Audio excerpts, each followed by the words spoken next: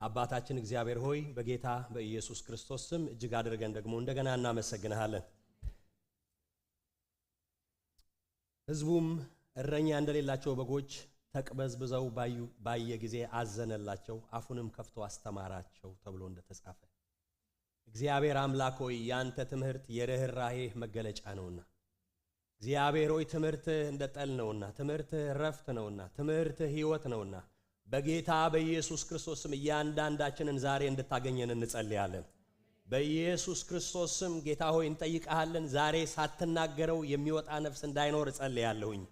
እግዚአብሔር አምላክ ሆይ መንፈስህ በመካከላችን ተገኝቶ ራሱ እንዲናገረን ልባችንን ከሚሄድበት መንገድ እግዚአብሔር ሆይ እንድትመልስ ወደ ፍቃድና ወደ ሐሳብህ እንድታስጠጋን በኢየሱስ ክርስቶስ ስም እጸልያለሁ። ስለ ሁሉ ክብር ለአንተ ይሁን። ጊዜውን ሁሉ ለአንተ አሳልፌ ሰጠው በኢየሱስ ክርስቶስ ጌታ ስም አሜን። ማቴዎስ ወንጌል ምዕራፍ 5 ነው ያየን ያለነው። ከቁጥር 1 ጀምሮ ያለውን አነባለሁ። ሕዝቡንም አይቶ ወደ ተራራ ወጣ። በተቀመጠም ጊዜ ደቀ መዛሙርቱ ወደ እርሱ ቀረቡ። አፉንም ከፍቶ አስተማራቸው፣ እንዲህም አለ። በመንፈስ ድሆች የሆኑ ብፁዓን ናቸው፣ መንግሥተ ሰማያት የእነርሱ ናትና። የሚያዝኑ ብፁዓን ናቸው፣ መጽናናትን ያገኛሉና። የዋሆች ብፁዓን ናቸው፣ ምድርን ይወርሳሉና። ጽድቅን የሚራቡና የሚጠሙ ብፁዓን ናቸው፣ ይጠግባሉና። የሚምሩ ብፁዓን ናቸው፣ ይማራሉና። ልበ ንጹሖች ብፁዓን ናቸው፣ እግዚአብሔርን ያዩታልና። ዛሬ ደግሞ ስለ ልብ ንጽህና ነው። እንግዲህ 5 ያለፉትን ሳምንታት የእውነተኛ በረከት መንገዶች ወይም ደግሞ የእውነተኛ ብጽዕና መንገዶች። ብፁዕ ማለት የተባረከ ማለት ነው። ብፁዕ ማለት በእግዚአብሔር ዘንድ ሞገስ ያገኘ ማለት ነው። ብፁዕ ማለት እግዚአብሔር የተቀበለው ሕይወት ያለው ሰው ማለት ነው። ብፁዕ ማለት የተመሰገነ ሕይወት ያለው ሰው ማለት ነው ብለን ባለፈው አየን። ስለዚህ ይሄ ብጽዕና እንዴት ይገኛል? ብጽዕና የተለየ መንፈሳዊ ከፍታ ላይ ለደረሱ ወይም የተለየ ሃይማኖታዊ ስልጣን ላይ ላሉ ሰዎች የሚሰጥ ስያሜ ሳይሆን በጌታችን በኢየሱስ ክርስቶስ አስተምህሮ መሰረት እነኚህ 8 ባህሪያት ያሉት በጌታ በኢየሱስ ክርስቶስ አምኖ የዳነ ሰው ብፁዕ ሊባል ይችላል። ምክንያቱም ለተለየ ሰዎች የተሰጠ እንዳልሆነ የምታውቁት ለሕዝቡ ጠቅላላ ነው ያስተማረው። ስለዚህ ብፁዕ አቡነ የሚባል ነገር የለም። ብጽዕና በጌታ በኢየሱስ ክርስቶስ ሰው አምኖ እነኚህ ባህሪያት ካሉት ብጽዕናን ያገኛል። በእግዚአብሔር ፊት ባርኮትን ያገኛል። እውነተኛ የተባረከ ህብረት፣ እውነተኛ የተባረከ ግንኙነት፣ እውነተኛ የተባረከና በእግዚአብሔር በረከት የተሞላ ህይወትን መለማመድ ይችላል እያልን ነው። ይሄንን እግዚአብሔር ለሁላችን ያብዛልን። በእውነት ብጽዕናን ያብዛልን እግዚአብሔር። ስለዚህ እነኚህን የብጽዕና መንገዶች እያየን ነው። 5ቱን ባለፈው ሳምንታት አይተናል። ወደ ዛሬው ቶሎ ብዬ እሄዳለሁ ጊዜ እንዳልወስድ። ልባቸው ንጹህ የሆነ ብፁዓን ናቸው እግዚአብሔርን ያዩታልና። እኔ ከፕሮሚሱ ነው ዛሬ የምጀምረው። እግዚአብሔርን ያዩታልና ይላል። እግዚአብሔርን ማየት የማይታየውን እግዚአብሔርን፣ ታላቁን እግዚአብሔርን፣ ይህንን ሁሉ የፈጠረና ያደረገን እግዚአብሔር የሚያይ ሰው ማን ነው? እስኪ ልቡ ንጹህ የሆነ በሉኝ። ልቡ ንጹህ የሆነ ሰው ፕሮሚሱ ራሱ ደስ ይላል። እግዚአብሔርን ያያል። እግዚአብሔርን ስለምናይበት ትልቅ ፕሮሚስ ነው ዛሬ የምንነጋገረው። እንግዲህ በጌታችን በኢየሱስ ክርስቶስ አስተምህሮ መሰረት ክርስትና ውጫዊ ስርዓቶችን ማከናወን ወይም ውጫዊ ስርዓቶችን ከማከናወን ያለፈ ማንነትና ንጽህናን የሚጠይቅ እንዲሁም ከእግዚአብሔር ጋር ስለሚኖረን ጥልቅ ግንኙነት የሚያስተምር እጅግ ድንቅ ቃል ነው። ንጽህና የልብ ንጽህና ለአንድ አማኝ ለአንድ ክርስቲያን አንድ ከእግዚአብሔር ጋር ኖራለሁ፣ መንገዴን ከእግዚአብሔር ጋር አካሄደን ከእግዚአብሔር ጋር አደርጋለሁ ለሚል ሰው እጅግ በጣም አስፈላጊ ነገር እና በጣም አስፈላጊ ስለሆነው ነገር ነው። ከእግዚአብሔር ጋር ለመጓዝ ከእግዚአብሔር ጋር ለመኖር እግዚአብሔርን እያዩ ለማምለክ እግዚአብሔርን እያዩ ለማገልገል እግዚአብሔርን በቤታችሁ እግዚአብሔርን በጓዳችሁ እግዚአብሔርን በጸሎት ስፍራችሁ ማየት የምትፈልጉ ከሆነ ይላል ጌታ ኢየሱስ ክርስቶስ ልባችሁ ምን ይሁን? ንጹህ ይሁን። ልበ ንጹሖች ምንድናቸው? ብፁዓን ናቸው። ስለዚህ ሃይማኖታዊ ስርዓቶችን ማከናወን ያስፈልጋል። የአምልኮ ስርዓቶችን ማድረግ፣ ልዩ ልዩ አክቲቪቲዎችን በቤተክርስቲያን ማድረግ፣ የተለያየ ውጫዊ ስርዓቶችን ማከናወን። ለምሳሌ ቅድም የጌታ ራት ወስደናል፣ አንድ ስርዓት ነው። ጥምቀትን ማከናወን፣ የወንጌል ስርጭት ስብከትን ማከናወን፣ አምልኮ ፕሮግራሞችን ማከናወን፣ ልዩ ልዩ ስርዓቶችን ማድረግ አስፈላጊ ነገር ነው። ግን ክርስትና በዛ ጋር የሚያቆም በቂ አይደለም። ያ ውጫዊ ነገር ሳይሆን ክርስትና ከውስጥ ወደ ውጪ የሚመጣ ከልብ ንጽህና ከውስጥ ማንነት ወደ ውጪ ሞልቶ የሚፈስ ነገር እንደሆነ እግዚአብሔርን ለማየት ውጫዊ ስርዓቶችን ማከናወንና የአምልኮ ፕሮግራሞች ላይ መገኘት ብቻውን በቂ እንዳይደለ በመንገኝባቸው የአምልኮ ፕሮግራሞች በመናከናውናቸው የአምልኮ ስርዓቶች ውስጥ ንጹህ ልብ ከሌለን እነኛን ሁሉ ከንቱና ዋጋ ቢስ እንደሚያደርጋቸው ጌታ ኢየሱስ ያስተማረበት ክፍል ነው። ስለዚህ የልብ ንጽህና ምንድነው የሚለውን እናያለን። እኔ አንዳንድ ጊዜ ወክስ አደርግ ያንዳንድ ሰዎችን መልእክት ሰማለሁ። የስብከት መልእክት ማለት ነውና አልፎ አልፎ ከምሰማቸው ሰዎች መካከል በጣም የምወዳቸው ጋሽ ንጉሴ ቡልቻ የሳቸውን መልእክት ብዙ ጊዜ ሰማለሁ እና እሳቸው ክርስትና ምንድነው ወይም ክርስትናችን ምንድነው የሚለው መልእክታቸው ላይ ከተናገሩት ነገር መጀመር ፈልጋለሁ። ለመሆኑ ክርስትና ምንድነው? ክርስትና ምን አይደለም? ምክንያቱም ክርስትና ብለን የምናስባቸው ብዙ ነገሮች አሉና ክርስትናችን ለመሆኑ ምንድነው ብለው አስተምረዋልና እሳቸው ባስተማሩት ላይ ለክርስትና የሰጡትን ዴፊኒሽን በመናገር ነው ወደ ዛሬ ትምህርት የምገባው። እሳቸው ምን ይላሉ? ክርስትና የሥነ ምግባር ሀተታ አይደለም ይላሉ። ክርስትና የሥነ ምግባር ሀተታ አይደለም። ምክንያቱም ከኛ በብዙ የተሻለ ስነ ምግባር ያላቸው ብዙ የሥነ ምግባር ደንቦችን የሚጠብቁ ሃይማኖቶች እንዳሉ ታውቃላችሁ እዚህ ምድር ላይ በጣም ዲሲፕሊን ይሆኑ። ስለዚህ ክርስትና ምን አይደለም? ስነ ምግባር እጅግ በጣም አስፈላጊ ነው፣ ግን ክርስትና የሥነ ምግባር ሀተታ ወይም ስነ ምግባር ማለት አይደለም። ክርስትና ከዛ የሚያልፍ ነገር ነው ይላሉ። ሌላኛው ክርስትና የእምነት አንቀጽን መቀበል አይደለም። ሁሉም በሚችል በእግዚአብሔር አብ አምናለሁ፣ እንደዚህ አምናለሁ፣ እንደዚህ አምናለሁ ብሎ የእምነት አንቀጾችን መቀበልም አይደለም። ክርስትና በጣም ከዛም ያለፈ ነገር ነው ይላሉ እሳቸው። የእምነት አንቀጽን መቀበል ወይም በአንዳንዶቻችን ዘንድ እንደሚሆነው ጌታ ኢየሱስ ክርስቶስን እንደ ግል አዳኝ አድርጌ ተቀብያለሁ፣ ሰይጣንን ክጃለሁ፣ ዓለምን ክጃለሁ ከሚለው ያለፈ ነው። ክርስትና አንድ ሰው ዓለምን ክጃለሁ ማለት ወይም የእምነት አንቀጾችን መቀበሉ ብቻ ክርስቲያን አያደርገውም ይላሉ ጋሽ ንጉሴ። ሌላኛው ክርስትና የእውቀት ክምችት ወይም የእውቀት መድብልም አይደለም። ስለ እግዚአብሔር ይህንን አውቃለሁ፣ ስለ መላእክት ይህንን አውቃለሁ፣ ስለ ሙሴ ስለ ዳዊት ይህንን አውቃለሁ ማለትም ብቻ አንድን ሰው ክርስቲያን አያደርገውም ይላሉ።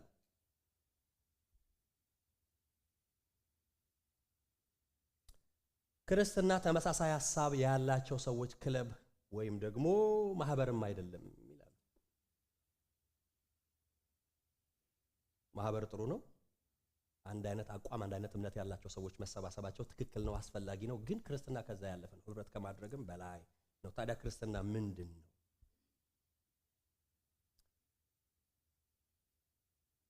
እሳቸው እንደሚሉት ክርስትና ከሌላ እምነቶች የሚለየው ምድር ላይ ካሉ ብዙ እምነቶች አሉ። ምድር ላይ ካሉ ብዙ እምነቶች ክርስትናን የሚለየው ሕያው ግንኙነት መሆኑ ነው። አያችሁ፣ ከስነ ምግባር ሀተታም በላይ ነው፣ ከእውቀትም በላይ ነው። ክርስትና ምንድነው? ሕያው ግንኙነት ነው አሉና በጣም የተመቸኝ ነገር ምንድነው? በጣም ደስ ያለኝና የዛሬ ትምህርቴ ውስጥ እንዳካተተው ያነሳሳይ ነገር ይሄ ሐሳብ ነው። ምን አሉ?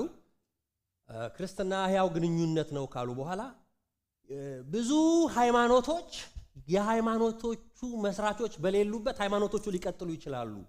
ምክንያቱም ሰዎቹ ሃይማኖቱና ሃይማኖቱ ስለሚፈልገው ህግና ስርዓት ከጻፉ በኋላ ይሞታሉ። ከሞቱ በኋላ ህጉን እስከጠበቅን መጽሐፉን እስከያዝን ድረስ እምነቱ ይቀጥላል።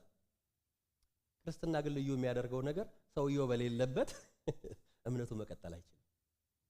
ከራሱ ከእግዚአብሔር ጋር ከራሱ ከክርስቶስ ጋር ህብረት እያደረጉ መኖር ነው ክርስትና። እሱ በሌለበት ክርስትና ብሎ ነገር የለም። አሜን። እንደዛ ያብዛል።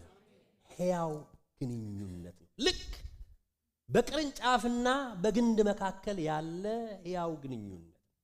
ታውቃላችሁ፣ ግንዱ ያለ ቅርንጫፉ መኖር ይችላል፣ ቅርንጫፉ ግን ያለ ግንዱ መኖር አይችልም። ቅርንጫፍ ከግንዱ ላይ ከተገነጠለ ህይወቱ እዛ ጋር ነው የሚያበቃው። ፍሬ ማፍራት አይችልም። ቀጣዩ መድረቅ ነው፣ ቀጣዩ መሞት ነው። ስለዚህ ጌታችን ኢየሱስ ክርስቶስ በዮሐንስ ምዕራፍ 15 ቁጥር 4 ላይ ሁላችንም የምናውቀው ቃል አለ። ምን ብሏል? በእኔ ኑሩ እኔም በእናንተ። ቅርንጫፍ በወይን ግንዱ ባይኖር ከራሱ ፍሬ ሊያፈራ እንደማይቻለው እንዲሁ እናንተ ደግሞ በእኔ ባትኖሩ አትችሉም። እኔ የወይን ግንድ ነኝ፣ እናንተም ቅርንጫፎቼ ናችሁ። ያለ እኔ ምንም ልታደርጉ አትችሉምና በእኔ የሚኖር እኔም በእርሱ ብዙ ፍሬ ያፈራል። ስለዚህ ልክ በቅርንጫፍና በግንድ መካከል ያለውን ያህል ትስስር የማያቋርጥ ግንኙነትና ህብረት ማለት ነው ክርስትና።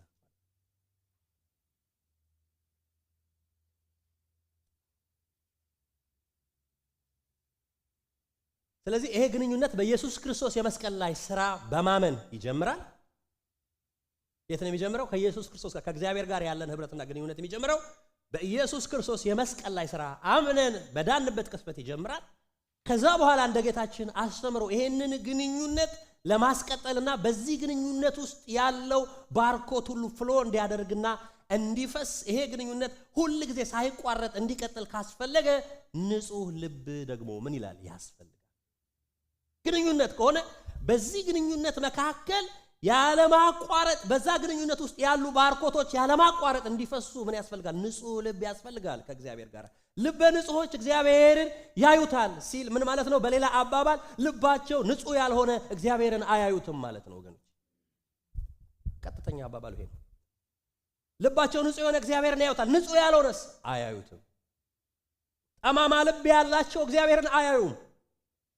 ክፉ ልብ ያላቸው፣ ጨካኝ ልብ ያላቸው፣ ተንኮለኛ ልብ ያላቸው፣ ደንዳና ልብ ያላቸው፣ ምህረት የማያደርግ ወይም ይቅርታን የማያውቅ ልብ ያላቸው፣ ቂመኛ ልብ ያላቸው፣ በጥላቻ የተሞላ ልብ ያላቸው፣ አስመሳይ ልብ ያላቸው፣ አመፀኛ ልብ ያላቸው፣ በኃጢአት ፍላጎት የተሞላ ልብ ያላቸው ወዘተ እግዚአብሔርን አያዩም እንደማለት ነው። አያችሁ፣ ክርስትና ከእምነት ሀተታ በላይ ነው።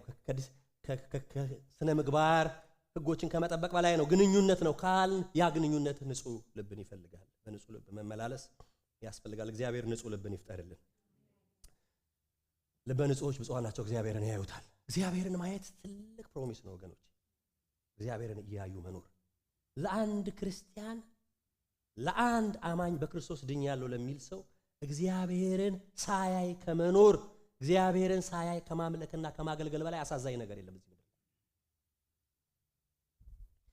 የእግዚአብሔር ሀልዎት፣ የእግዚአብሔር ክብር፣ የእግዚአብሔር መገኘት ምን እንደሚል ሳያጣጥም ከሚኖር ሰው በላይ አሳዛኝ ሰው የለም። ጌታ ኢየሱስ ክርስቶስን እንደ ግል አዳኙ አድርጎ ተቀብሎ እናውቀዋለን እኮ ይሰማኛል መገኘት እነኚህን የመሳሰሉ መዝሙሮች ከየት የመጡ ስለምናውቀው ነው እኮ ሲሰማን ፍሎ ሲያደርግ አይደል እንዴ? እናውቀዋለን። አያችሁ፣ ልክ እንደ ሌላ እምነቶች ሃይማኖቱን መስርቶ ህጉን ሰጥቶ በሉ ኑሩት ብሎ ጥሎ የሄደ ጌታ አይደለም ያለው። በስሜ በተሰበሰባችሁበት እኔ በዛ ምን እላለሁ? እገኛለሁ አለ። እዚህ ኢየሱስ ክርስቶስ ጌታ ነው። ስትጸልይ አጠገብህ አለ ወንድሜ። በስውር የምትጸልየውን ይሰማል፣ በግልጥ ደግሞ ምን ይልሃል? ይከፍልሃል አለ። እዚህ ሃይማኖቱን መስርቶ ጥሎን አይደለም ሄደው፣ ቃሉን ሰጥቶ ጥሎን አይደለም ሄደው። በስሜ ስትሰበሰቡ በመካከላችሁ እኔ አለሁኝ አለ። እግዚአብሔር በመካከላችን አለ። በዚህ ጉባኤ መካከል አለ። በስሙ በተሰበሰብንበት አለ። በስሙ በምንጸልይበት ስፍራ፣ በምንበረከክበት መንበርከኪያችን ፊት አጠገባችን አለ። የሌላ አምላክ አይደለም የምናመልከው፣ ወይም ህጉን ሰጥቶ ጥሎን ሄደ አይደለም። ስናመልክ አለ፣ ስንጸልይ አለ፣ ስናገለግል አብሮን አለ ወገኖች አለ። ደቀ መዛሙርቱን ጠርቶ ተልኮ ከሰጣቸው በኋላ እንደዚህ አላቸው፣ እንግዲህ ወደ ዓለም ሁሉ ሂዱ፣ ወንጌልን ለፍጥረት ሁሉ ስበኩ፣ በአብ በወልድ በመንፈስ ቅዱስም እያጠመቃችኋቸው፣ ያዘዝኳችሁን ሁሉ እያስተማራችኋቸው ደቀ መዛሙርቴ አድርጓቸው። ይህን ስታደርጉ ስታገለግሉ፣ እነሆ እስከ ዓለም ፍጻሜ እኔ ከማን ጋር ነኝ? ከእናንተ ጋር ነኝ። ከኛ ጋር ነው። ደቀ መዝሙር ስናደርግ፣ ስናስተምር፣ ስናገለግል፣ በድቁና ውስጥ በመዘምራን አገልግሎት ውስጥ በልዩ ልዩ ነገር ውስጥ ስናልፍ ወገኖቼ በመካከላችን ጌታ አለ። የምናገለግለው እግዚአብሔር አብሮን አለ አለ። ይህን ስታረጉ፣ ሰዎችን ስታጠምቁ አለው፣ ሰዎችን ስታስተምሩ አለው፣ ሰዎችን ስትመክሩ አለው፣ ለስሜ ስትዘምሩ፣ ስትጸልዩ፣ ስትለምኑ አለው አብሬያችሁ። ክርስትና ልዩ የሚያደርገው ክርስትናውን የሰጠን የእምነታችን መስራችና ሐዋርያ፣ የእምነታችን መስራችና ጀማሪ ራሱ ጌታችን ኢየሱስ ክርስቶስ በመካከላችን አለ። ከሱ ጋር እውነተኛ ህብረት ማድረግ የክርስትና ትልቁ ሚስጥር ያለው ወገኖች እዚህ ጋር ነው፣ ግንኙነት መሆኑ ነው። ልዩ የሚያደርገው ክርስትናን ምንድነው ያላችሁኝ ከሆነ ይሄ ያው ግንኙነት ነው። ሚስጥሩ እዚህ ጋር ነው ያለው። ሐዋርያው ጳውሎስ እንደዚህ ይላል በቆላስይስ ምዕራፍ 1 ቁጥር 25 እስከ 27 የምትከታተሉኝ ከሆነ አብረን አውጥተን ማንበብ እንችላለን። የክርስትና ትልቁ ሚስጥር እዚህ ጋር ነው ይላል ሐዋርያው ጳውሎስ። ስለናንተ እንደተሰጠኝ እንደ እግዚአብሔር መጋቢነት የእግዚአብሔርን ቃል ፈጽሜ እንድሰብክ እኔ ቤተክርስቲያን አገልጋይ ሆንኩኝ ይላል። የእግዚአብሔርን ቃል ለመስበክ ነው አገልጋይ ሆንኩት ይላል። እሺ ይህም ቃል ከዘላለም ከትውልዶች ጀምሮ ተሰውሮ የነበረ ሚስጥር ነው። እኔ የማገለግለው ቃል ለትውልዶች የተሰወረ ነበር። ከዘላለም ዘመናት በፊት ለትውልዶች የተሰወረ ትልቅ ሚስጥር ነው ይላል። ይሄ የወንጌልን ሚስጥር ሲናገር ይሄንን ሚስጥር ለመግለጥ ነው አገልጋይ የሆንኩት። ይሄንን ሚስጥር ለመግለጥ ነው ሐዋርያ የሆንኩት። ይሄ ሚስጥር ለዘመናት ተሰውሮ ነበር ይላል። ስለናንተ እንደተሰጠኝ እንደ እግዚአብሔር መጋቢነት የእግዚአብሔርን ቃል ፈጽሜ እንድሰብክ እኔ የቤተክርስቲያን አገልጋይ ሆንኩ። ይህም ቃል ከዘላለም ከትውልዶች ጀምሮ ተሰውሮ የነበረ ሚስጥር ነው ይላል። ይሄ ሚስጥር ምንድነው? አሁን ግን ለቅዱሳን ምን ብሏል? እስኪ ተገልጧል በሉኛ። ተገልጧል ይላል። ምንድነው ለቅዱሳን የተገለጠው ሚስጥር ምንድነው? ለሌሎች ያልተገለጠ ዓለም የማያውቀው እኛ የምናውቀው ሚስጥር ምንድነው? አያችሁ፣ ከዘላለም በፊት የተሰወረ ነው ይላል። ሁሉም ሰው የሚያውቀው አይደለም፣ ዓለም የሚያውቀው አይደለም ይላል። የተሰወረ ትልቅ ሚስጥር አለ ይላል። ለቅዱሳን ግን ምን ብሏል? ተገልጧል። እግዚአብሔር ለቅዱሳን ለወደዳቸው፣ ለመረጣቸው፣ ለጠራቸው ገልጦታል ይሄንን ሚስጥር ይላል። ምንድነው ይሄ ሚስጥር ስትሉት ቁጥር 27 ላይ ለእነርሱም እግዚአብሔር በአሕዛብ ዘንድ ያለው የዚህ ሚስጥር ክብር ባለጠግነት ምን እንደሆነ ሊያስታውቅ ወደደ። እሺ ምን ሊያስታውቅ? ሚስጥሩም የክብር ተስፋ ያለው ክርስቶስ በእናንተ ዘንድ መሆኑ ነው ይላል። ሃሌሉያ። ክርስትናን ሚስጥር የሚያደርገው ይሄን ነው። በመካከላችሁ መሆኑ፣ ክርስቶስ ከእናንተ ጋር መሆኑ፣ አማኑኤል መሆኑ ነው ሚስጥሩ ይላል። አምላክ ከኛ ጋር፣ እግዚአብሔር ከኛ ጋር መሆኑ ነው። ይሄ ነው ትልቁ ሚስጥር ይላል። ለቅዱሳን ግን ምን አለ? ተገለጠ። ምን ተገለጠ? ክርስቶስ በእኛ ዘንድ መሆኑ። አያችሁ፣ ከኛ ሩቅ መሆኑ አይደለም የተገለጠው። አድኖን መሄዱ አይደለም የተገለጠው። ከኛ ዘንድ መኖሩ፣ ከእርሱ ጋር ያው ግንኙነት ማድረግ ነው።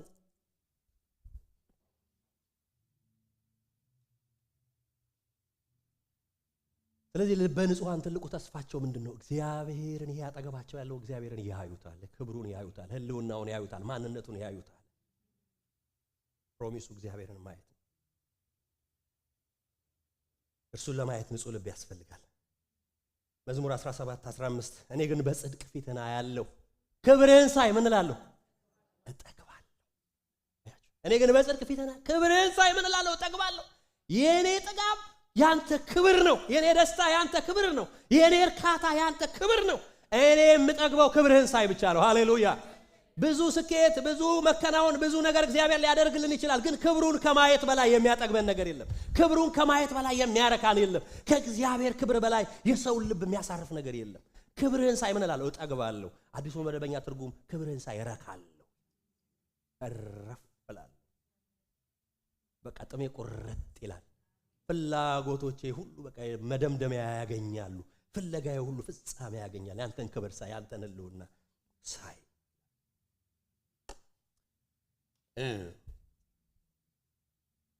እንግዲህ ባለፈው ነግሬያችኋለሁ። ዳዊት እግዚአብሔርን አንዲት ነገር እለምነዋለሁ በህይወቴ ዘመን ሁሉ እሷን እሻለሁ። ምን? በእግዚአብሔር ቤት ለዘላለም ለምን? ደስ የሚያሰኘውን እግዚአብሔርን ደስታዬ እሱን ማየት ነው። ደስ የሚለው ሳየው ደስ ይላል።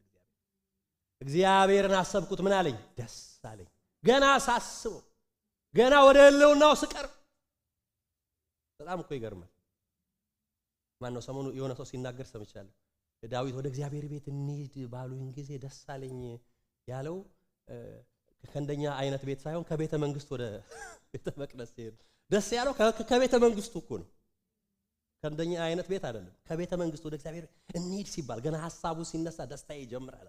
የእግዚአብሔርን ህልውና፣ የእግዚአብሔርን ክብር የተለማመደ ሰው ነው። እግዚአብሔር ይሄንን ህይወት ያብዛልን በእውነት።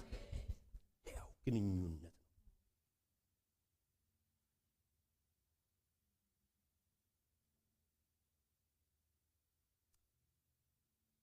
ይሄ ማለት ክብርህን ሳይጠግባለሁ ማለት በሌላ ነገር ምንም ደስታ የለም ማለት አይደለም። አንዲት ልጅ አንዴ ፖስት ያደረገችውን አይቻለሁ።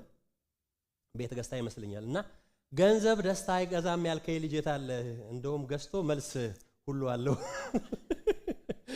በጣም አስቆኛል። መልስ ሁሉ አለው ላለ እውነት ነው እኮ ስኬት እኮ ደስ ይላል አይደል እንዴ? ቤት መግዛት ደስ የሚል ሰው የወለደው ሲያድግለት፣ የዘራው ሲበቅልለት፣ የሰራው ሲከናወንለት ደስ ይላል። ይሄማ ክደት ነው የሚሆነው። ምንም ደስ አይልም ማለት አይደለም። ስኬት ደስ ይላል እግዚአብሔር ሲያከናውንልን ሲረዳን። እነኚህ ሁሉ ደስ የሚያሰኙ ነገሮች ናቸው። የእግዚአብሔር ደስታ ግን ከዚህ በጣም የላቀ ደስታ ነው ወገኖች። መለኮታዊ ደስታ ነው፣ ጊዜያዊ አይደለም። እሱማ እንኳን ሲሳካ፣ እንኳን ሲከናወን፣ እንኳን ቤት ስንገዛ፣ እንኳን እግዚአብሔር ሲረዳን ቀርቶ እኮ ኃጢአት እንኳን ለጊዜው ደስ ያሰኛል ይላል። ለጊዜው ነው እንጂ አይደል እንዴ? ለጊዜው ከሚሆን ከኃጢአት ደስታ ይልቅ ከእግዚአብሔር ሕዝብ ጋር መከራን መቀበል ምን አለ? ኃጢአት እኮ ለጊዜው ደስ ያሰኛል። ከሆነ ጊዜ በኋላ ግን ጸጸቱ ይገላችኋል፣ ከእግዚአብሔር ጋር ያጣላችኋል፣ ኮንሲኩዌንሱ ያጠፋችኋል። ከዛ ኃጢአት በኋላ የሚመጣው ነገር ይበላችኋል ነው እንጂ ለጊዜው እኮ ደስ ይላል። እንኳን ስኬትና ክንውን ብዙ ደስ የሚሉ ነገሮች አሉ። ግን በእግዚአብሔር ክብር መደሰት ማለት እውነተኛ ውስጣዊ የሆነ ረፍትን፣ የተድላን፣ የሐሴትን ምንነት የምንረዳበት ቦታ የት ነው ብትሉኝ የእግዚአብሔር ህልውና ውስጥ ነው። የእግዚአብሔር ክብር ውስጥ ክብርህን ሳይ ምን እላለሁ? ጠግባለሁ። ስለዚህ ይህንን ክብር ለማየት ይህንን የሚያጠግብ የእግዚአብሔርን ሐሴት ለመለማመድ በዚህ ሐሴት ውስጥ በዚህ ክብር ውስጥ ለመኖር ምን ያስፈልጋል? ልብ መንጻት። ልበ ንጹሖች ብፁዓን ናቸው እግዚአብሔርን ያዩታልና።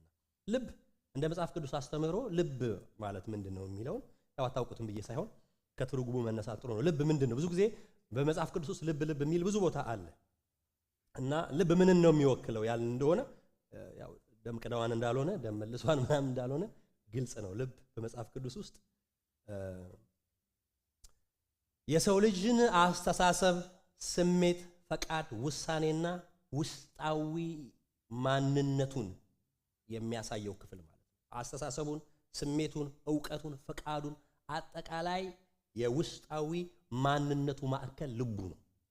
የሚያስበው፣ የሚያወጣው፣ የሚያወርደው፣ የሚያሰላስለው ነገር ምን ይባላል? ልብ። ልብ የሚለው እሱ ነው። የሰውን ውሳኔ፣ አስተሳሰብ፣ ስሜት የተሸከመው ክፍል ማለት ነው።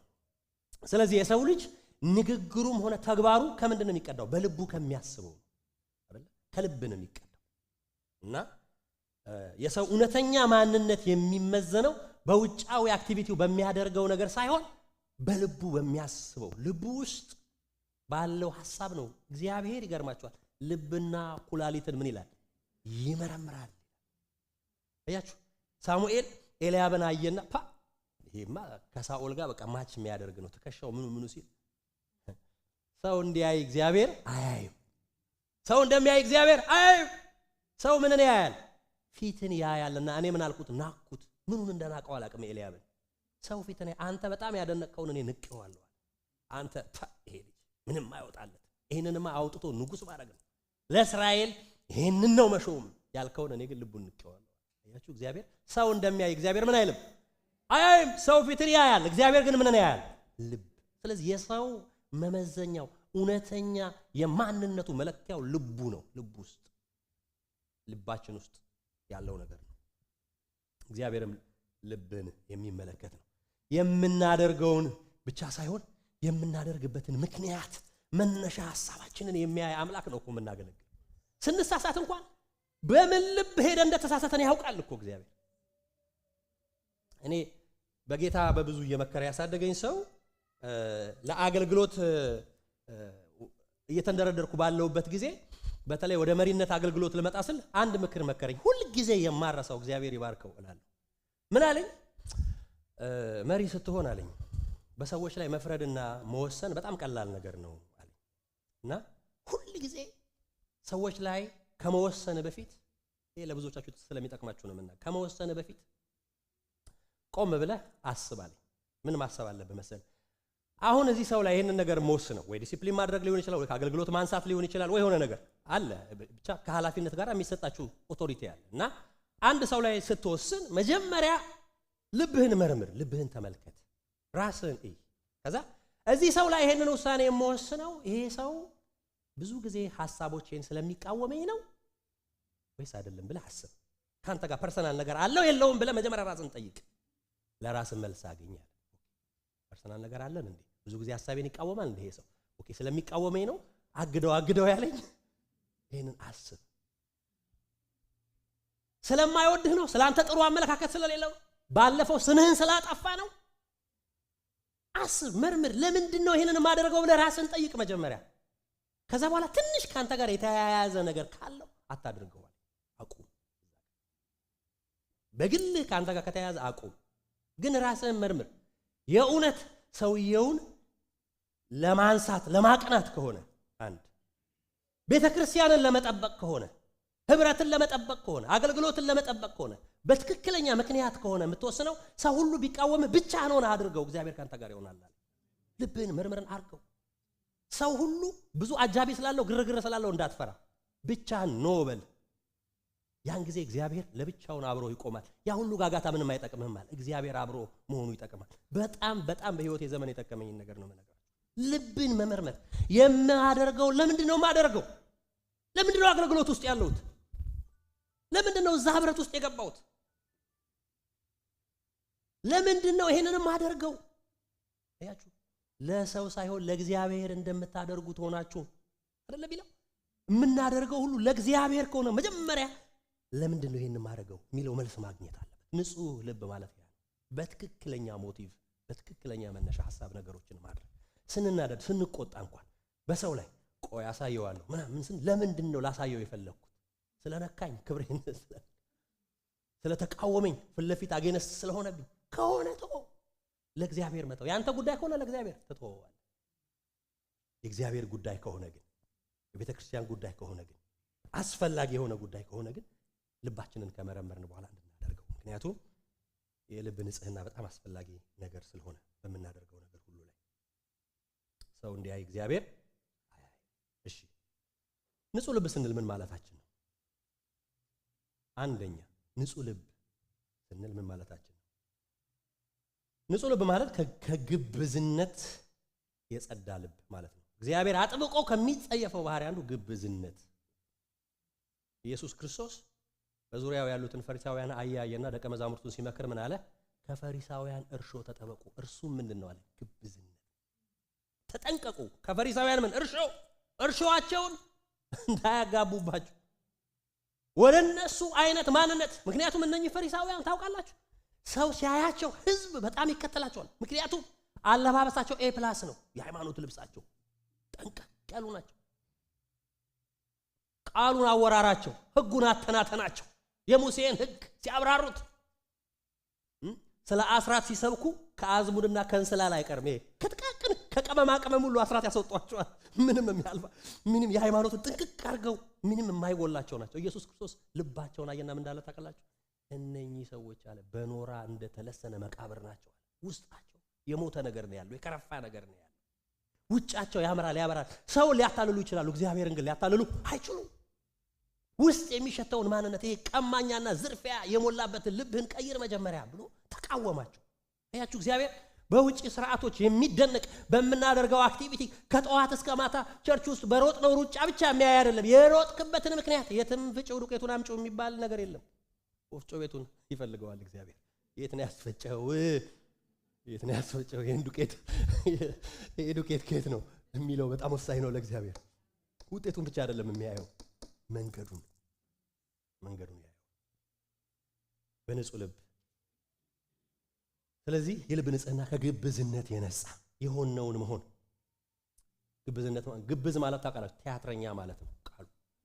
ቲያትረኛ ማለት ነው። ቲያትር በቦታው ሙያ ነው፣ አለ ቦታው ግን ግብዝነት ነው። ቲያትር በቦታው አለ ቦታው ሲሆን ልክ አይሆንም። ድራማ እየሰራን ከሆነ እውነት ነው፣ እኛ ሁሉ ድራማ እየሰራ ነው ብለን ስለምንቀበል። አሁን እኔ ሱራፌል ተካ አርቲስት ሱራፌል ተካን ሳይ ብዙ ጊዜ አጼ ቴዎድሮስ ትዝ ይለኛል። ጸጉሩን እንደዚህ 7 ጉንጉን አድርጎ ምናምን ያካካካ ምናምን ያለው ቴዎድሮስ ሲባል ሱራፌል ነው አይምሮዬ ላይ የሚመጣው። ምክንያቱም መስሎ ስለተወነው ማለት ነው።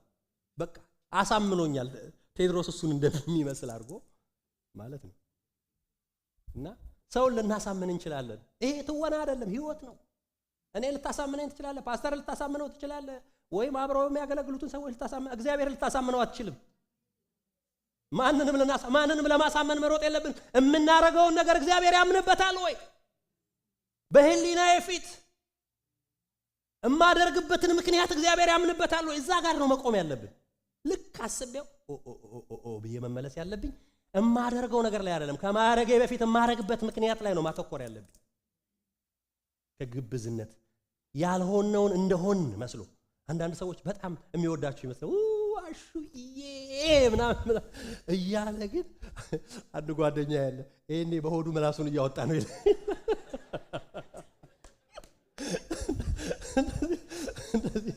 የሚዘ ባከ ልጅ ተንኮለኛ ነው፣ ምላሱን ነው የሚያወጣው እንደምታየው አይደለም። እና በሆዳችን ምላሳችን እያወጣ ሀገ ንጹህ ልብ አይደለም ይሄ የሆነውን መሆን። በእውነት ከተሰወረ ፍቅር የተገለጠ ዘለፋ ይሻላል። ሲቆጣ ሰው በቃ ተቆጥቻለሁ አዝኛለሁ ብሎ ሲናገረን ይሻላል። ደስተኛ አይደለሁም በዚህ ቁጭ እንበል እስኪ ዲስከስ እናድርግ። ምንም ልቤ ቅር ብሎታል በቃ በዚህ እኮ ብርሃን ነው አይደል እንዴ? ተፈወሱ ዘንድ እውነትን ምን በሉ ተደጋገም። ግን ቅሬታዬ እያለ ውስጤ ችግር እያለ ሃሌሉያ የእግዚአብሔር ሰው ምናምን ብትለኝ ምን ይሰራል? ምንም ቲያትር ነው ማለት ነው። ይሄ ሱራፌል ተካ ነው የምትሆነው። ሰው ላይ ኢሜጅ ልንፈጥር እንችላለን፣ በጣም ሰላም እንደሆነ ልናስመስል እንችላለን። ግን አይሆንም በእግዚአብሔር ፊት እንደዚህ አይነት ትወና የሚባል ነገር እግዚአብሔር አይወድም። ንጹህ ልብ ከግብዝነት የጸዳ ልብ ነው። ሁለተኛ ንጹህ ልብ ምንድን ነው? በእግዚአብሔርና በሰው ፊት ቅን የሆነ ንጹህ ልብ ማለት በሰው በእግዚአብሔር ፊት በቅንነትና በበጎ ህሊና መመላለስ። ቅንነት ነው የልብ ንጽህና፣ ቀና አስተሳሰብ። ስለ ቅንነት ማውራት በጣም ደስ ይለኛል። መዝሙር 84:11 እንደዚህ ይላል።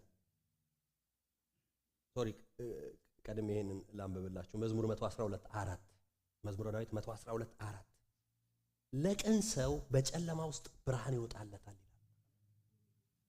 ቅን ልብ ነገሮችን በቅንነት በበጎ ህሊና ለሚያደርግ ሰው በጨለማ ውስጥ ያለችን ብርሃን ድንገት መንገድ ላይ መብራት ጠፍቶበት መንገድ ጠፍቶበት የሚያቅሰው ነው የሚያውቀው። እዚህ ሀገር ብዙ አያጋጥምም። ሀገር ቤት ያው መብራት ይታወቃል፣ መብራት ብዙ ጊዜ ይጠፋልና አንድ ጊዜ አስታውሳለሁኝ ልጅ ሆኜ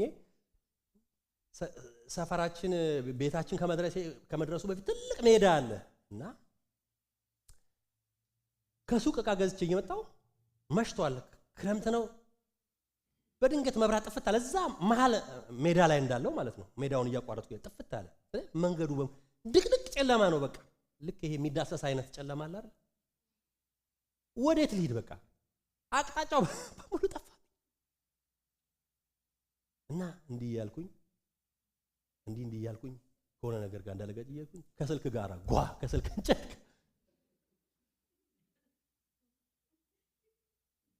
ቅን ሰው ግን በእንደዚህ አይነት አቅጣጫው በጠፋበት ቀጣይ ምን ሊሆን ነው እንዴት ላደርግ ነው ባለበት ጊዜ በድንገት የእግዚአብሔር ጉብኝት ወደ ህይወቱ ይመጣል ማለት ነው። የእግዚአብሔር ብርሃን ይወጣለታል ማለት ነው። ለቅኖች በጨለማ ብርሃን ትወጣለች ማለት ምን ማለት ነው? ግራ በገባችሁ ጊዜ የምታደርጉት የምትይዙት በጠፋባችሁ ጊዜ አስደናቂ የእግዚአብሔር ጉብኝት በድንገት ወደ ህይወታችሁ ይመጣል ማለት ነው። በጨለማ ውስጥ ያለ ብርሃን ያ ነው። ድንገት ተስፋ ይመጣል። ድንገት መንገድ ይከፈታል። ድንገት በሮች ይሆናሉ። ድንገት ያላሰባችሁት እድል፣ ድንገት ያላሰባችሁት ነገር ከፍታ ላይ ይዟችሁ ይወጣል። ይሄ ማለት ነው ለቅን ሰው በጨለማ ምን ይወጣል? ብርሃን ይወጣለታል። አያችሁ? ቅንነት ሞኝነት አይደለም። ቅንነት ምርጫ ነው። መርጠን የምናደርገው ከጠማማ መንገድ ቅን ይሻለኛል ብሎ ከእግዚአብሔር ጋር ወክ ለማድረግ የምንመርጠው ነገር ነው። ቅንነት ጅልነት አይደለም፣ አለማወቅ አይደለም፣ ሞኝነት አይደለም። ቅንነት ሰዎች ሞኝ አድርገው ይቁጠሩን፣ ግድ የለም እኛ በቅንነት እናድርገው። ቅኖች ስንሆን በጨለማ ውስጥ ብርሃን ያበራልናል እግዚአብሔር። ቅኖች ሁል ጊዜ ተስፋ አላቸው። ይሄንን ከዳንኤል ህይወት ማየት እንችላለን። ዳንኤል ታውቃላችሁ በቅንነት የሚሄድ ሰው ነው። የንጉስን ህግ አይቃወምም። ጨዋ ስነ ስርዓት ያለው ዲሲፕሊን ለተቀመጠበት ቦታ በጣም የታመነ ንጉሱም ወደደው ይላል። በቃ ነፍስ አልቀረለትም። እዛ ካሉት ከምርኮኞቹ ወደደው። በቃ ዳንኤልን አቀረበው፣ ከፍታ ሰጠው። በጣም በቃ ከንጉሱ ቀጥሎ አደረሰው። ቢሾሞ በቃ ሁል ጊዜ ሲያየው ጸሎት ነው፣ ሲያየው አምልኮ ነው፣ ሲያየው መታዘዝ ነው፣ ሲያየው የተሰጠውን ስራ መስራት ነው። በቅንነት ምንም ነገር አላገኘበትም። ከዛ በኋላ ከፍ ሲል ታውቃላችሁ የሰው ባህሪ ቅናት፣ በዙሪያ ያሉት ቀኑበት ይላል። ቀንተውበት በምን እንደሚያጠምዱት ሲፈልጉ አንድ ነገር ነው ያገኙት። በቀን 3 ይጸልያል ዳንኤል። ምሳ ሰዓቱ ላይ ብሬኩ ላይ የእግዚአብሔርን ፊት አይቶ ነው የሚመለሰው። ትንሽ ብሬክ ሰዓት ሲያገኝ ምሳ ሰዓቱን ከስራ ወጥቶ 10 ደቂቃ ቢሆን 1 ሰዓት ይሆናል አላውቅም። ብሬክ ታይሙን ግን ይጸልያል። 3 ጊዜ ወደ ምስራቅ መስኮቱን ከፍቶ ይጸልይ ነበር ይላል ዳንኤል። 3 በቀን በቃ ይጸልዩ። ምንም እንከን ሲያጡ ይሄን ልጅ የምናጠምድበት በቃ ከዚህ ጸሎት ጋር ከተያያዘ ነገር በስተቀር ሰውየው አይገኝም አሉ። ከዛ ንጉስ በምርኮ ከመጡት ሰዎች መካከል ላንተ ማይታዘዙ ሰዎች አሉ። እስቲ ይሄንን ለማረጋገጥ አዋጅ አውጅ። ለ3 ቀን ማንም ሰው ወደ አምላኩ እንዳይጸልይ በል። እስቲ ትእዛዝህን የሚተላለፍ ሰው አለ? አረ የለም አለ። ወጥመድ ተረጉለት። ለ3 ቀን ማንም ሰው ወደ አምላኩ እንዳይጸልይ ተባለ። ዳንኤል ደግሞ ይሄን አለማድረግ አይችልም። ሁሉን ይታዘዛል፣ በቅንነት ያደርጋል። ግን ወደ አምላኩ ነገር ጋር ሰመጠው አያስነካም ያንን ነገር። አይ የሚመጣውን እቀበላለሁ እንጂ ጸልያለሁ። መስኮቱን ከፍቶ በተለመደው ሰዓት በታማኝነት በእግዚአብሔር ፊት ይጸልያል። በኋላ አሳዩት ንጉስ። ዳንኤል ወይ የምሰማብህ እውነት ነው ወይ? አዎ እውነት ነው ንጉስ፣ 1000 ዓመት ንገስ። እኔን ሳላረግ መኖር አልችልም። የአምላኬን ፊት ሳላይ መኖር አልችልም። ይሄን ያደረገ እኮ የንጉስ አዋጅ ወጥቷል የማይታጠፍ። በጣም ጨቀጨቀው ዳንኤልን። ምክንያቱም ዳንኤል ንጹህ ሰው እንደሆነ ንጉሱ ራሱ ያውቃል፣ ህሊና ያውቃል። ግን ከአፉ ወጥቷል። የአንበሳ ጉድጓድ ውስጥ ይጣላል ተብሏል። ስለዚህ ቃሉን መመለስ አቃተው፣ የንጉስ ቃል ነውና። ግን ዳንኤልን የወደው ስለነበረ እባክህ ዳንኤል ሐሳብን ቀይር፣ ይሄ የምሰማብህ ነገር እውነት ነው? አዎ እውነት ነው ንጉስ፣ 1000 ዓመት ንገስ፣ የምትሰማብኝ እውነት ነው። ንጉሱም ሊያድነው ፈለገ ይላል። ሊያድነው እየፈለገ ግን አልቻለም። ምክንያቱም ቃሉን ማጠፍ ሊሆን ነው። በቃ ተያዘና ተጣለ ወደ ጉድጓድ ውስጥ። ታሪኩን ታውቁታላችሁ። ንጉሱ እንቅልፍ አልተኛም። ሌሊት ሙሉ ሲያስብ ንጹህ ሰው እንደሆነ ንጹህ ሰው እንደጣለ ያውቀዋል። እንቅልፍ አልተኛም። ህሊናው ሲከነክነው ነው ያደረው። በማለዳም ይላል ማልዶ ተነሳ። ንጉሱ ወደ ጉድጓዱ አፋፍ ላይ ሄደና የሕያው አምላክ ባሪያ፣ ያውቀዋል እኮ ስሙ ራሱ የሕያው አምላክ ባሪያ ነው። ምን አይነት ስም ነው! እንዴት ደስ ይላል! የሕያው አምላክ ባሪያ፣ ህይወቱ ይታወቃል። የሕያው አምላክ ባሪያ ዳንኤል ሆይ በቀንና በማታ የምታመልከው አምላክ ሊያድን ይችላልን? ይሄን ማየት በጣም ጓጉቻለሁ አለ። ዳንኤል ከአንበሳ ጉድጓድ ከአንበሶች መካከል እጁን ከፍ አድርጎ አዎ ንጉሥ ሆይ በአምላኬ ፊት ምን ተገኝቶብኛል? ቅንነት ተገኝቶብኛል። በአንተም ፊት አልበደልኩም። ስለዚህ እግዚአብሔር መልአኩን ልኮ የአንበሶችን አፍ ምን አለ? ዘጋ። ቅኖች ወገኖች የእግዚአብሔርን ማዳን ያያሉ። የአንበሶች አፍ ይዘጋላቸዋል። ሊውጣቸው ያለው ይዘጋላቸዋል። ከገባችሁበት ጉድጓድ እግዚአብሔር መንጭቆ ያወጣችኋል፣ አሳልፎ አይሰጣችሁም። በቅንነት ሂዱ ብቻ። ከምትገቡበት ከየትኛውም ጉድጓድ ነቅሎ ነው የሚያወጣችሁ እግዚአብሔር። መልአኩን ልኮ አፉን ዘጋው አለ። በቃ ያዘው። በፍጹም ልትበላው አትችልም። ታውቃላችሁ ቅንነትን መምረጥ ስታዩት ቀላል ነገር አይደለም። ግን ቅንነትን መምረጥ በእግዚአብሔር ዘንድ እጅግ የከበረ ባህሪ ነው። ንጹህ ልብ፣ ቀና አስተሳሰብ፣ ቀና አካሄድ ያስፈልጋል። ሶስተኛ ንጹህ ልብ ምን ማለት ነው? በሁለት ሐሳብ የማያነክስ ወይም የማይወላውል ልብ ማለት ነው። ንጹህ ልብ ማለት በዓለም ፍቅርና በእግዚአብሔር ፍቅር መካከል ያልተከፋፈለ ልብ፣ የማይወላውል ልብ ማለት ነው። ያዕቆብ 4:8 ወደ እግዚአብሔር ቅረቡ እርሱም ወደ እናንተ ይቀርባል። እናንተ ኃጢአተኞች እጆቻችሁን አንጹ፣ ሁለት ሐሳብ ያላችሁ እናንተ ልባችሁን ምን በሉ አጥሩ። ከምን? ከሁለት ሐሳብ።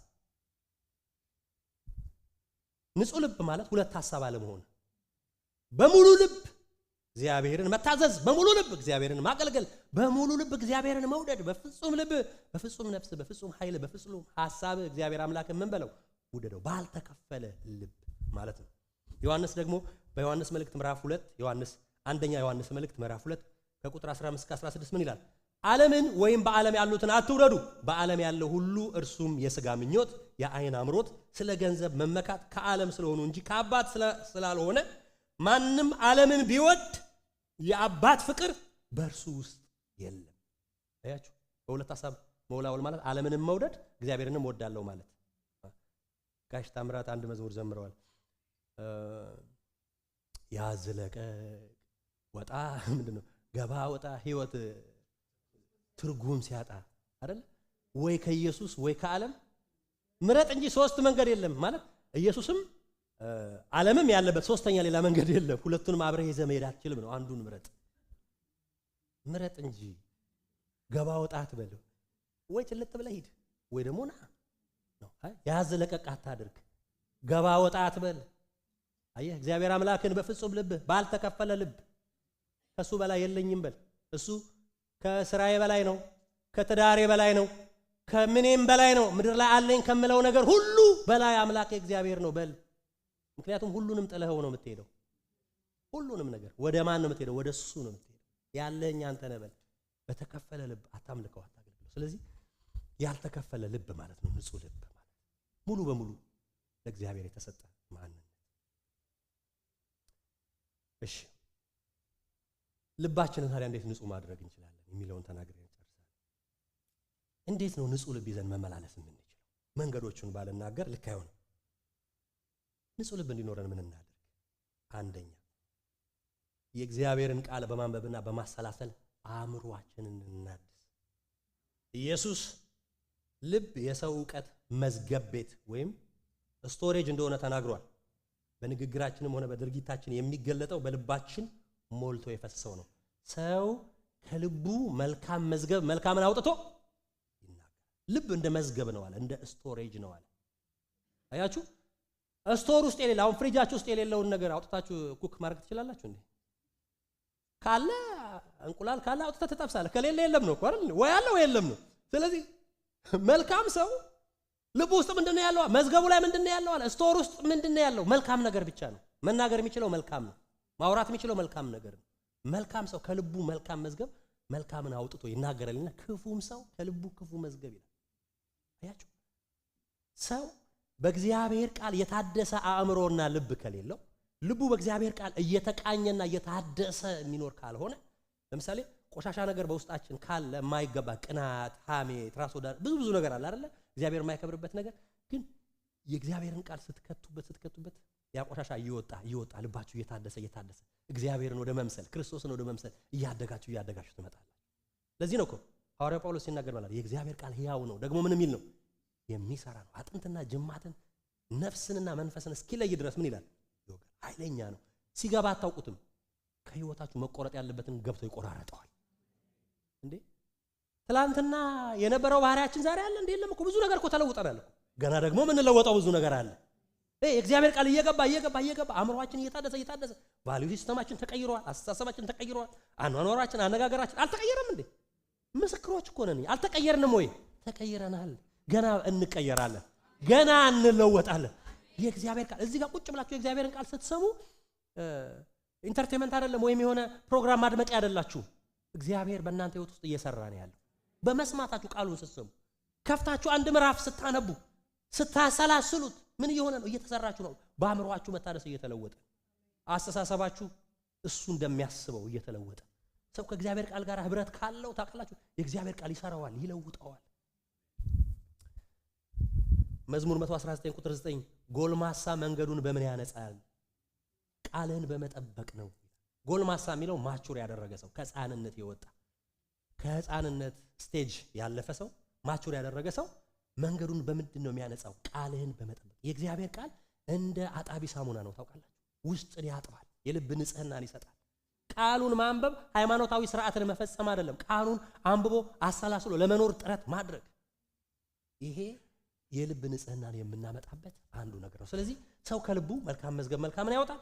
ልብ መዝገብ ነው እና አንዳንድ ሰዎች የልባቸውን ከተናገሩ በኋላ እኔ ልቤ ምንድን ነው ንጹህ ነው ሴትዮዋ አሉ። ልንገራቸው አንድ ነገር።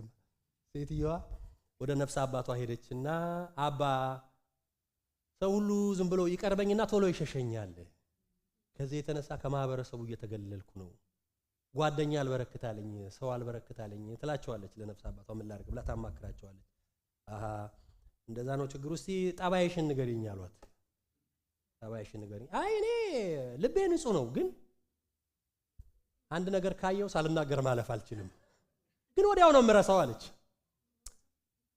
አይ ልጄ አሏት የነፍስ አባቷ። ደማሚትም እኮ አንዴ ብቻ ነው የሚጮኸው፣ አንዴ ነው ዷ ይላል፣ ግን የሚያመጣው ዳሜጅ ማአት ነው። ልቤ ንጹህ ነው አይሰራም። ዷ ካረከው በኋላ አውጥተህ ደማሚትም አንዴ ብቻ ነው የሚተኩሰው፣ ሁለት ሶስት አይንጣጣም እንደ ክላሽ። ግን አካባቢው ያለውን ነገር ሁሉ ድምጥማጡን ነው የሚያጣው። ታውቃላችሁ ክፉ ከሆነ ልብ፣ ጠማማ ከሆነ ልብ፣ ካልተቀየረ እንደ እግዚአብሔር ቃል ካልተለወጠ ልብ የሚወጣ ጥሩ ካልሆነ ሞቲቭ የሚነገር ቃል ልክ እንደዚህ ነው። በዙሪያው ያለውን ነገር በሙሉ ድርምስምሱን ነው የሚያወጣው። እኛ አይታወቀንም። እኔ እኮ ያው ሳልናገር ማለፍ አልችልም፣ ግን ወዲያው ነው የምረሳው። እንዴ ካፈነዳም በኋላ ድማሚቱን ብንረሳው ማረሳው ምን ትርጉም ያመጣል? ምንም ትርጉም የለውም። መርሳታችን አይደለም አለመናገራችን፣ ወይም መጀመሪያ ልባችንን ምን ማለታችን ነው ማጥራት። ስለዚህ በእግዚአብሔር ቃል የታደሰ አእምሮ ስቶሬጅ ስለሆነ ስቶሬጁን ንጹህ ማድረግ ያስፈልጋል። ፍሪጃችንን አንዳንዴ ያጠብጠብ አድርገን አዳዲስ እቃዎች እንደምናስገባው ልባችንን በእግዚአብሔር ቃል ማጠብ ያስፈልጋል። ሌላኛው ልባችንን ንጹህ የምናደርግበት ሌላኛው መንገድ ንስሐ ነው። የንስሐ ህይወት፣ ሁልጊዜ የንስሐ ህይወት፣ ንስሐ መግባት ነው። ኃጢአታችንን አምነን መናዘዝ። ኃጢአቱን የሚናዘዛትና የሚተዋት ምህረትን ያገኛል። ኃጢአቱን የሚሰውር ግን ምን አይለም አይለማም። ታውቃላችሁ? ኃጢአትን በመሰወር ልማት የለም። ከኃጢአት ጋር ልማት የሚባል ነገር አትለማም ነው የሚለው። በቃ ልማት የለም። ኃጢአቱን የሚሰውር ሰው የሚደብቅ ሰው ላያየው ይችላል። አሁን ዮሴፍን ይዩት፣ ማንም አላያየው። ሰው ሀገር ነው ያለው። ማንም የሱ ወገን የሱ ዘር የሚባል የለም። ግን ምን አለ? በሚያየኝ በእግዚአብሔር። ስለዚህ የሚያይ እግዚአብሔር ስላለ የትኛውም አይነት ነገር ልክ ያለው ነገር ስናደርግ ቶሎ መጸጸት፣ ይቅርታ መጠየቅ ካለብን ቶሎ መጠየቅ፣ ሰውን ካስቀየምን ከጎዳን ቶሎ ሶሪ ማለት፣ እግዚአብሔርንም ቶሎ አንተን ብቻ በደልኩ እንዳለው ቶሎ ንስሐ መግባት። አንደኛ ዮሐንስ ምዕራፍ 1:9 ሁላችንም እናውቀዋለን። ኃጢአታችንን ምን ብንል ብንናዘዝ፣ አያችሁ፣ በፊቱ ብንናዘዝ ኃጢአታችንን ይቅር ሊለን ከአመፃም ሁሉ ሊያነጻን የታመነና ጻድቅ ነው። ስለዚህ በየዕለቱ ከእግዚአብሔር ጋር ያለንን ግንኙነት በንስሐ። ሶስተኛ ልብን ንጹህ አድርጎ እንዴት መኖር ይቻላል? አጥብቆ በመጸለይ ነው። የመንፈስ ቅዱስን እርዳታ መፈለግ። ታውቃላችሁ የልብ ንጽህና በሰውኛ ጥረት፣ በሰው ጥረት፣ በእኛ ጥረት ብቻ የሚመጣ አይደለም። ስለዚህ መጸለይ። ዳዊት ሲጸልይ ምን አለ? አቤቱ ንጹህ ልብን ፍጠርልኝ፣ የቀናውን መንፈስ በልቤ ምን በል ንጹህ ልብ ፍጠር። በፊት ንጹህ የሆነ አስተሳሰብ፣ ንጹህ ልብ፣ ንጹህ ማንነት ስጠኝ እያሉ መጸለይ ያስፈልጋል። በራሳችን የምናመጣው ነገር አይደለም። የመንፈስ ቅዱስ እርዳታ፣ የእግዚአብሔር ጸጋ እንደሚያስፈልገን ማወቅ፣ የመንፈስ ቅዱስ ፍሬ እንዲሰጠን አይደለ? ሰላም፣ ፍቅር፣ ደስታ፣ በጎነት፣ የዋሃት፣ ራስን መግዛት፣ እነኚህ ነገሮች እንዲበዙልን ሁሌ መጸለይ። የመንፈስ ፍሬ ይሙላብኝ፣ ሌላው ነገር እየወጣ ያንተ የመንፈስ ቅዱስ ፍሬዎች በውስጤ ይሙሉ እያልን መጸለይ ያስፈልጋል። ልባችንን ንጹህ የምናደርግበት መንገድ ይሄ ነው። አቤቱ ንጹህ ልብ ፍጠርልኝ። አራተኛና የመጨረሻው እንዴት ልባችንን ንጹህ አድርገን መኖር እንችላለን? ወደ ልባችን የሚገቡትን ነገሮች መቆጣጠር፣ በሮችን፣ የልባችንን በሮች መጠበቅ። የልብ በሮች ምን እንደሆኑ ታውቃላችሁ? አይናችንና ጆሮአችን። አይናችን የሚያየውና ጆሮአችን የሚሰማው የሚያረክስ ነገር ከሆነ ልባችን እየረከሰ ይመጣል። መዝጋት በሩን። የምናያቸው ፊልሞች ሊሆኑ ይችላሉ፣ ምስሎች፣ የምንሰማቸው ንግግሮች፣ የምናነባቸው ነገሮች ሊሆኑ ይችላሉ፣ የምንውልባቸው ሰዎች። እነኚህ ነገሮች ሁሉ ልባችንን የሚያቆሽሹ ናቸው። ከዚህ ነገር በኋላ ምን አተረፍኩኝ? አሁን እንኳን ብዙ የለም። ድሮ ከአንዳንድ ሰዎች ጋር ከዋልኩ በኋላ ማታ መጸለይ አልችልም። በቃ ስገባ የባጤ ቋጡን ሳወራ እዛ ባልኩኝ ብዬ በቃ ለመጸለይ ትግል ነው። በቃ በምን ቤላ ሰማይ ዝግ ይሆንብኛል። ንስሐ ገብቼ ከእንደዚህ አይነት ህብረት መውጣት ነው ያለ። ከአንዳንድ ሰዎች ጋር በቤት ገብቼ መንበርከካዬን እስካገኘው ነው የሚርቀኝ እያልኩ ወደ ቤት የሚሄድባቸው ደግሞ ሰዎች፣ ግንኙነቶች፣ የምናነባቸው ነገሮች፣ የምናያቸው ምስሎች። ስለዚህ ወደ ልባችን የሚገባውን ነገር መጠበቅ፣ በሩን መዝጋት አስፈላጊ ነገር ነው። አንድ ጥቅስ አንብቤ ጨርሳለሁ። ማጠቃለያ መዝሙር 15 ከቁጥር 5 እስከ 3 አነባለሁ። አቤቱ በድንኳንህ ውስጥ ማን ያድራል? በተቀደሰው ተራራ ማን ይኖራል? በቅንነት የሚሄድ ጽድቅን የሚያደርግ በልቡ እውነትን የሚናገር ድራማ የማይሰራ በአንደበቱም የማይሸነግል በባልንጀራው ላይ ክፋትን የማያደርግ። አቤቱ በድንኳን ውስጥ ማን ያድራል? በተቀደሰው ተራራ ማን ይኖራል? ይኸው እነኚህን ሁለት ቃሎች ያዙልኝ። ማን ያድራል? ማደርና መኖር በእንግድነት መምጣት አይደለም። አያችሁ? አቤቱ ድንኳንና ተራራ የሚወክለው የእግዚአብሔርን መገኘት ነው። ጽዮን ተራራ የእግዚአብሔር መገኘት ምልክት ነው። የጽዮን ተራራንና የዳዊትን ድንኳን ነው የሚያነሳው። በድንኳን ውስጥ ማለት በአንተ ህልውና ውስጥ የሚኖርና የሚያድር ነው የሚለው። ቀመስ አድርጎ ወጣ የሚል አይደል። ይሄ በኮንፈረንስ ፊል እያደረግን የምንወጣው ዛሬ ህልውናው ተሰምቶኛል እንለና ሁሌ እየተሰማ መኖር ይቻላል። በእግዚአብሔር ህልውና ውስጥ ሁሌ መኖር ይቻላል። ታውቃላችሁ፣ አገልጋይ መጋበዝ የለበትም ህልውናው እንዲሰማ። የአምልኮ ቀን መምጣት የለበትም። ስራ ቦታ ሆነ በደንብ በህልውና በመገኘት የማይሆንልኝ ነገር የለም፣ የማይሆንልኝ ነገር የለም፣ ሁሉ ነው ቀላል። እቺን እንዘምራታለን። እሺ አንድ ሁለት እንዘምረውና ነው የምንጨርሰው። ግን ይቻላል። በእግዚአብሔር መገኘት ውስጥ አቤቱ በድንኳኑ ውስጥ ማን ያድራል? በተቀደሰው ተራራ ማን ይኖራል? በቅንነት የሚሄድ ልቡ ንጹህ የሆነ ሁል ጊዜ መኖር ይችላል። እኔ ጋር መኖር ትችላለህ። ህልውና ውስጥ መኖር ትችላለህ። በእግዚአብሔር ደስታ እየተጠመቅህ መኖር ትችላለህ። ልብ ቅን ይሁን፣ ልብ ንጹህ ይሁን እንጂ ነው ያለ። በቅንነት የሚሄድ በልቡም እውነትን የሚናገር ማለት ልቡና ንግግሩ አንድ አይነት የሆነ እዚህ ቅርብሎት እዚህ ማይል ማለት ነው። አሁን እዚህ ሀገር ሰዎች ታውቃላችሁ ምንም አያውቋችሁ፣ ይናደዱ ይደሰቱ ነው የሚሏችሁ። ሲያያችሁ ካልቸሩ ራሱ ነው በቃ። እና መጥፎ ነው እያልኩ አይደለም፣ ይሄ የነሱ ካልቸር ነው። ግን እኛ የሆነውን እንድንሆን ነው። ካዘናዝኛ ያለው ሶሪ ቁጭ ብለን እንፍታ እንመልመድ አለብን። በቃ ድራማ መስራት አያስፈልግንም።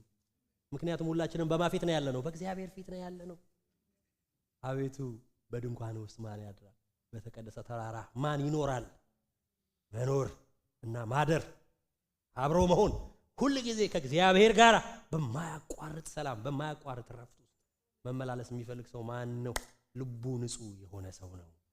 ጌታ ይባረክ። ግርምሽ የናና እስቲ በህልውና የሚለውን አንድ ጊዜ ዘምረን እንጨርሳለን። ስለ እግዚአብሔር ህልውና አንድ 5 ደቂቃ እንዘምራለን። ክብር ለኢየሱስ። ቆመን እስቲ እንጸልይ። እግዚአብሔር ንጹህ ልብን ፍጠርልኝ እንዳለ ዳዊት ከመዘመራችን በፊት 1-2 ደቂቃ እንድንጸልይ ጠይቃችኋለሁ። አብረን እንጸልይ እስቲ። እግዚአብሔር ሆይ ንጹህ ልብን ፍጠርልኝ፣ የቀናውን መንፈስ በውስጤ መመላለስ። ሃሌሉያ። ጸልዩ እስቲ። አንደበታችሁን ከፍታችሁ እግዚአብሔር ሆይ ንጹህ ልብ እንድትሰጠኝ ፈልጋለሁ። በንጹህ ልብ በፊት መመላለስ ፈልጋለሁ። ሃሌሉያ ሃሌሉያ። ልበ ንጹሃን ብፁዓን ናቸው፣ እግዚአብሔርን ምን ይሉታል? ያዩታል።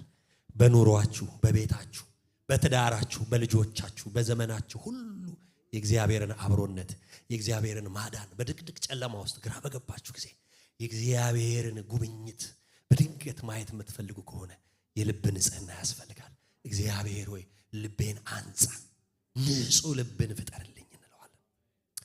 ሃሌሉያ ሃሌሉያ ሃሌሉያ። እስኪ ጸልዩ። ልሳኖች አላችሁ፣ በልሳኖቻችሁ ጸልዩ። እግዚአብሔር መንፈስ ቅዱስ ሆይ ይህንን የመንፈስ ቅዱስን ፍሬ የልብን ንጽህና ክፉን እያስወገድክ ድካሜን እያስወገድክ ጉድለቴን እያስወገድክ ሃሌሉያ ሃሌሉያ ሃሌሉያ ሃሌሉያ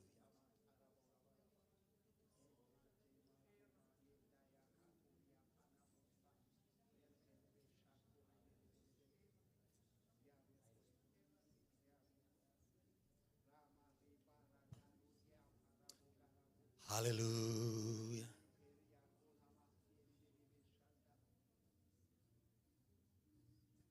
ሃሌሉያ።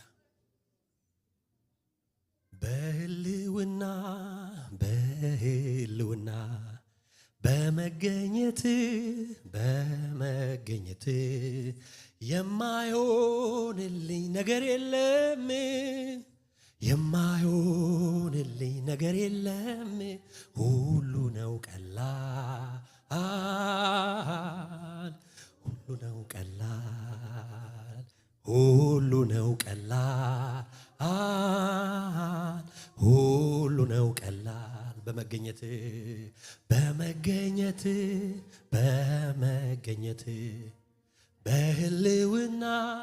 በህልውና የማይሆንልኝ ነገር የለም፣ የማይሆንልኝ ነገር የለም፣ ሁሉ ነው ቀላል፣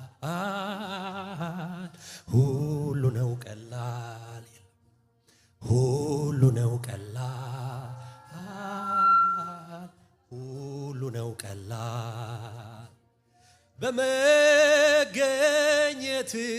ምስኪኖች ካፈር ከታች ተነሱ በመገኘት እየሳቁ ነው ብዙ ያለቀሱ በመገኘት ሞታቸው በሕይወት የተቀየረ በመገኘት አንደበታቸው ላንተ ዘመረ የምፈልገው ህልውናህ ነፍስ የምትሻው መገኘትህ የምፈልገው ህልውናህ ነፍስ የምትሻው መገኘትህ ከዚያማ ሁሉ ነው ቀላል ከዚያማ ሁሉ ነው ቀላል ከዚያማ ሁሉ ነው ቀላል ከዚያማ ሁሉ ነው ቀላል በመገኘት ምስኪኖች ካፈር ከታች ተነሱ በመገኘት እየሳቁ ነው ብዙ ያለቀሱ በመገኘት ሞታቸው በሕይወት የተቀየረ በመገኘት አንደበታቸው ላንተ ዘመረ የምፈልገው ህልውናህ ነፍስ የምትሻው መገኘት እኔ የምፈልገው ሰይ ህልውናህ ነፍስ የምትሻው መገኝ ከዚያማ ሁሉ ነው ቀላል ከዚያማ ሁሉ ነው ቀላል ከዚያማ ሁሉ ነው ቀላል ከዚያማ ሁሉ ነው ቀላል በህልውና በመገኘት የማይሆንልኝ ነገር የለም የማይሆን ነገር የለም ሁሉ ነው ቀላል ሁሉ ነው ቀላል ሰይ ሁሉ ነው ቀላል እሱ ብቻ ይገኝ ህይወት ውስጥ እሱ ብቻ ይገኝ ትዳርሽ ውስጥ እህቴ እሱ ብቻ ይገኝ እግዚአብሔር ብቻ ይገኝ በመሰዊያህ ላይ እሱ ብቻ ይገኝ ህይወት ውስጥ ሌላ ማንም አይደለም እሱ ብቻ ያን ጊዜ ሁሉ ነው ቀላል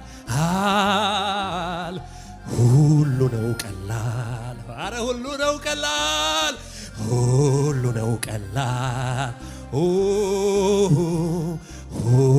ነው ቀላል ነው እግዚአብሔር ሲገኝ ኢየሱስ ጌታ ነው ፓስተርን ወደዚህ ጠራለሁ እሱ መጥቶ ይጸልይልናል